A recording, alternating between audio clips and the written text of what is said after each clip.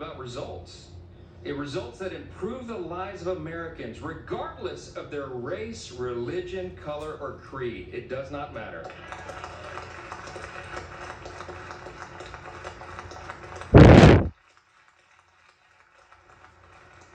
tell you what, Ronald Reagan used to remind us you can always trust the American people, and we do trust the American people, and they can discern the difference. What they saw on display here today is that Democrats deliver performances and Republicans deliver results.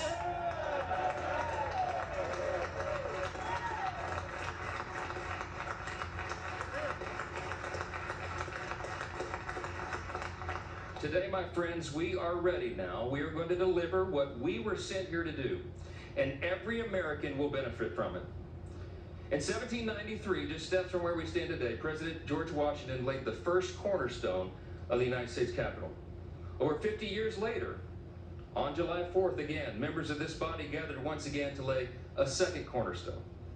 Once more on July 4th, at the height of the Cold War, Congress laid a third cornerstone. And this week, with this vote today, on our nation's birthday being tomorrow, we lay a fourth. With this bill, we can vote as stewards of that great legacy that we've inherited in this extraordinary nation that we are blessed to live in. We can lay another sturdy foundation for the future of this country, a future where working Americans can feel relief, where government can finally start living within its means again, and where the United States is safer, stronger, and more prosperous than ever before. That's right. Now, I'm going to say this as they mock America and mock everything and mock the bill. We'll see how the people feel about that. Yeah.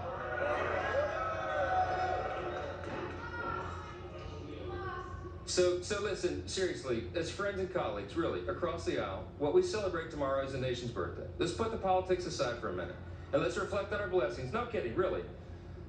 Tomorrow is the 249th birthday of our nation, and that's right.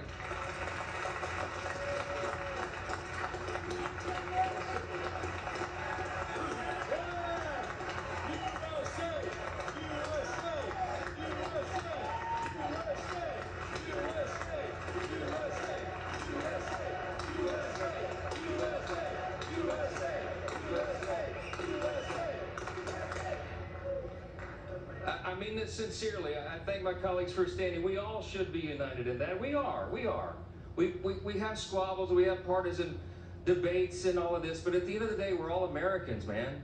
And we gotta believe that. We gotta know it. We gotta recognize that we live in the greatest nation in the history of the world. It's not even close.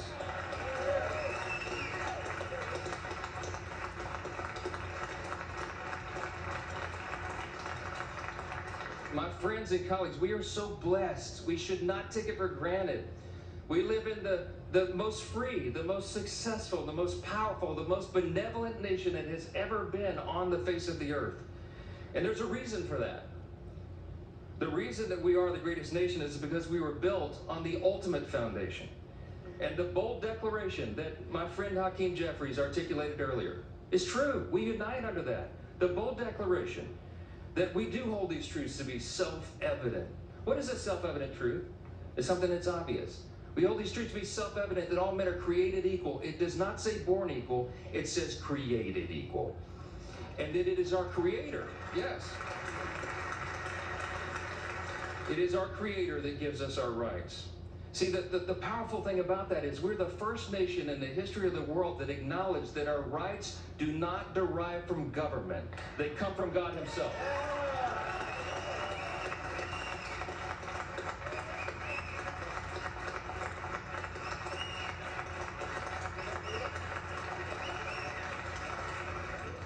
You see those words up there, that motto, it says, "In God we trust," right above the speaker's rostrum.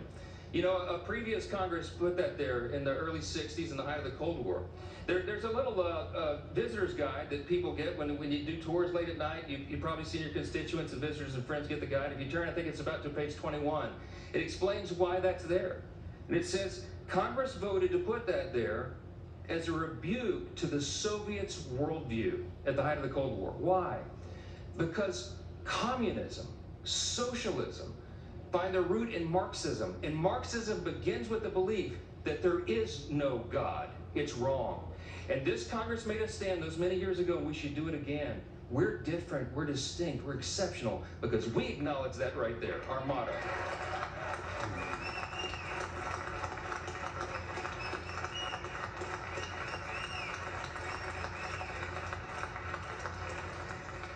It doesn't say in government we trust. It says in God we trust. And we better remember that. He has blessed us with this grand experiment in self-governance now for almost 2.5 centuries, and by God's grace, we are working hard and we are delivering on our promise to make America great again.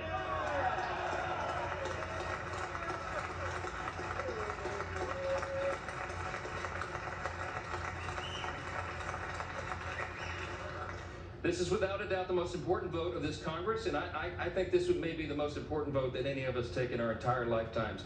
And everybody better remember it, however you vote today. My friends, the President of the United States is waiting with his pen. The American people are waiting for this relief. We've heard enough talk. It's time for action. Let's finish the job for him. Vote yes on the bill.